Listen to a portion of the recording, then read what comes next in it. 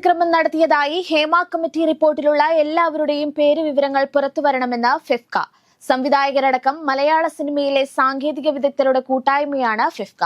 കേസുകൾ അന്വേഷിക്കാൻ സർക്കാർ പ്രത്യേക അന്വേഷണ സംഘത്തെ നിയോഗിച്ചതും ഫിഫ്ക സ്വാഗതം ചെയ്തു. ഹേമ കമ്മിറ്റി റിപ്പോർട്ട് പുറത്തുവന്ന് 10 ദിവസം തികയുമ്പോഴാണ് ഫിഫ്കയുടെ പ്രതികരണം. നടൻ സിദ്ദിഖിനെതിരെ ബലാത്സംഗ കുറ്റം ചുമത്തി മ്യൂസിയം പോലീസ് കേസെടുത്തു. യുവനടിയുടെ പരാതിയിലാണ് കേസെടുത്തത്.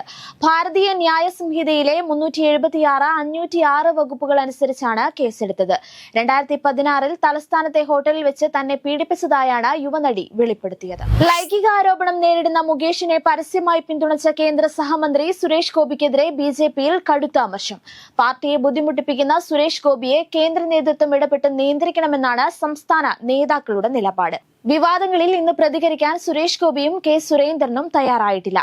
ഇന്നലെ മാധ്യമങ്ങളെ അധിക്ഷേപിക്കുകയും തള്ളിമാറ്റുകയും ചെയ്ത സുരേഷ് ഗോപിയുടെ ഇന്നത്തെ യാത്ര മാധ്യമങ്ങൾക്ക് നേരെ മൊബൈൽ ഉയർത്തിപ്പിടിച്ചായിരുന്നു. തൃശൂരിൽ സുരേഷ് ഗോപി വിരിച്ച താമരയിലൂടെ സംസ്ഥാനത്താകെ നേട്ടമുണ്ടാകുമെന്നായിരുന്നു ബിജെപിയുടെ കണക്കുകൂട്ടൽ. പക്ഷേ കേരളത്തിൽ ആദ്യമായി ലോക്സഭയിൽ ജയിച്ച ബിജെപി എംപി പിന്നീട് പാർട്ടിയെ നിരന്തരം വെട്ടിലാക്കുകയാണ്. ലൈംഗിക പീഡനാരോപണം നേരിടുന്ന മുകേഷ് എംഎൽഎ രാജിവെക്കണമെന്നും സിനിമാ നയരൂപീകരണ കമ്മിറ്റിയിൽ നിന്ന് ഒഴിവാക്കണമെന്നും സ്ത്രീപക്ഷ പ്രവർത്തകർ സംയുക്ത പ്രസ്താവനയിൽ ആവശ്യപ്പെട്ടു. ഈ ആവശ്യങ്ങൾ ഉന്നയിച്ച് 100 സ്ത്രീപക്ഷ പ്രവർത്തകർ ചേർന്നാണ് സംയുക്ത പ്രസ്താവനയുമായി രംഗത്തെത്തിയത്. സാറ ജോസഫ്, കെ അജ്ല, ഏലിയാമ്മ വിജയൻ, കെ ആർ മീര തുടങ്ങിയവർ ഉൾപ്പെടെ 100 പേരാണ് സംയുക്ത പ്രസ്താവനയിലൂടെ സർക്കാരിനോട് ഇക്കാര്യം ആവശ്യപ്പെട്ടിരിക്കുന്നത്. മേപ്പാടി പഞ്ചായത്തിലെ ചൂരൽമല മുണ്ടക്കൈ പ്രദേശത്തുണ്ടായ ഉരുൾപൊട്ടലിൽ മരിച്ച 36 പേരെ DNA പരിശോധനയിലൂടെ തിരിച്ചറിഞ്ഞതായി വ്യക്തമാക്കി ജില്ലാ കളക്ടർ DR മേഘശ്രീ ഉത്തരവിറക്കി. 17 മൃതദേഹങ്ങളും 56 ശരീരഭാഗങ്ങളും ഉൾപ്പെടെ 73 സാമ്പിളുകളാണ് രക്തബന്ധുക്കളിൽ നിന്ന് ശേഖരിച്ച DNA സാമ്പിളുകളുമായി യോജിച്ചത്. ഒരാളുടെ തന്നെ ഒന്നിൽ കൂടുതൽ ശരീരഭാഗങ്ങൾ ലഭിച്ചതായി പരിശോധനയിൽ സ്ഥിരീകരിച്ചിട്ടുണ്ട്. ഇതുൾപ്പെടെ പരിശോധിച്ചാണ് 17 മൃതദേഹങ്ങൾ ഉൾപ്പെടെ 36 പേരെ തിരിച്ചറിഞ്ഞത്. കണ്ണൂർ ഫോറൻസിക് സയൻസ് ലബോറട്ടറിയിലാണ് പരിശോധന നടത്തിയത്. KSRTCക്ക് സംസ്ഥാന സർക്കാർ 72.23 കോടി രൂപ അനുവദിച്ചതായി ധനമന്ത്രി KN ബാലഗോപാൽ അറിയിച്ചു. പെൻഷൻ വിതരണത്തിന് കോർപ്പറേഷൻ ഏറ്റെടുത്ത വായ്പയുടെ തിരിച്ചടവിനായാണ് നൽകിയത്. കഴിഞ്ഞ ആഴ്ചയിൽ ഇതേ ആവശ്യത്തിന് 71.53 കോടി രൂപ അനുവദിച്ചിരുന്നു. പ്രാഥമിക കാർഷിക വായ്പാ സംഘങ്ങളുടെ കൺസോർഷ്യത്തിൽ നിന്ന് പെൻഷൻ വിതരണത്തിനായി കോർപ്പറേഷൻ ഏറ്റെടുത്ത വായ്പയുടെ തിരിച്ചടവാണ് സർക്കാർ ഉറപ്പാക്കുന്നത്.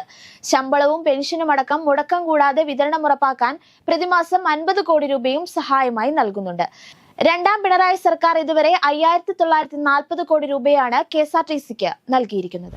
രാജ്യത്തെ സ്ത്രീകൾക്കെതിരെയുള്ള അതിക്രമത്തിൽ കടുത്ത രോഷമറിയിച്ച് രാഷ്ട്രപതി ദ്രൗപദി മുർമു. സ്ത്രീകളെ ഉപഭോഗ വസ്തുക്കളായി കാണുന്നത് അനുവദിക്കാനാവില്ലെന്നും രാജ്യത്തെ സ്ത്രീകളുടെ ഉയർച്ച തടയുന്നത് അനുവദിക്കാനാവില്ലെന്നും രാഷ്ട്രപതി വ്യക്തമാക്കി. സ്ത്രീകൾക്കെതിരെ വൈകൃത ചിന്തയോടുള്ള പ്രവണതകൾ തടയണം. സ്ത്രീകളെ കഴിവില്ലാത്തവരായും ബുദ്ധിയും ശക്തിയുമില്ലാത്തവരായും ചിലർ കാണുന്നുണ്ടെന്നും ഇത്തരം കാര്യങ്ങൾ അവസാനിപ്പിക്കണമെന്നും രാഷ്ട്രപതി വ്യക്തമാക്കി.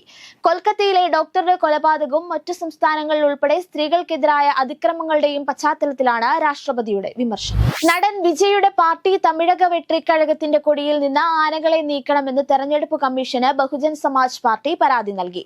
സ്പെയിൻ പതാക പകർത്തിയെന്ന് സാമൂഹിക പ്രവർത്തകനും നേരത്തെ പരാതി നൽകിയിരുന്നു. തെരഞ്ഞെടുപ്പ് കമ്മീഷൻ ആവശ്യപ്പെട്ടാൽ വിശദീകരണം നൽകുമെന്നാണ് TVKയുടെ നിലപാട്. യുക്രൈൻ യുദ്ധത്തിന് എത്രയും വേഗം സമാധാനപരമായ പരിഹാരമുണ്ടാകണമെന്ന നിർദ്ദേശം റഷ്യൻ പ്രസിഡന്റ് വ്ളാദിമിർ പുടിനുമായി പങ്കുവച്ചതായി പ്രധാനമന്ത്രി നരേന്ദ്രമോദി വ്യക്തമാക്കി. ഇരു രാജ്യങ്ങളുമായുള്ള പങ്കാളിത്തം ശക്തിപ്പെടുത്തുന്ന കാര്യവും പുടിനുമായി സംസാരിച്ചെന്നും സാമൂഹ്യ മാധ്യമത്തിലൂടെ മോദി അറിയിച്ചു. ഒക്ടോബർ 3 മുതൽ 20 വരെ UAEയിൽ നടക്കുന്ന വനിതാ T20 ലോകകപ്പിനുള്ള ഹർമൻപ്രീത് കൗർ നയിക്കുന്ന ഇന്ത്യൻ ടീമിൽ മലയാളി താരങ്ങളായ ആശാ ശോഭനയും സജന സജീവനും പങ്കെടുക്കും. സ്മൃതി മന്ദാനയാണ് 15 അംഗ സംഘത്തിന്റെ വൈസ് ക്യാപ്റ്റൻ. നേരത്തെ ബംഗ്ലാദേശിൽ നടത്താനിരുന്ന ടൂർണമെന്റ് സംഘർഷ സാഹചര്യത്തിൽ UAEയിലേക്ക് മാറ്റുകയായിരുന്നു. സൗദി അറേബ്യയിൽ നിന്ന് ഇറ്റാലിയൻ ലീഗായ സീരിയയിൽ കളിക്കുന്ന ആദ്യ താരമായി Saud Abdul Hamid. Pro league വമ്പന്മാരായ അൽ ഹിമാലിന്റെ പ്രതിരോധ താരത്തെ സീരിയ ക്ലബായ AS റോമയാണ് സ്വന്തമാക്കിയത്.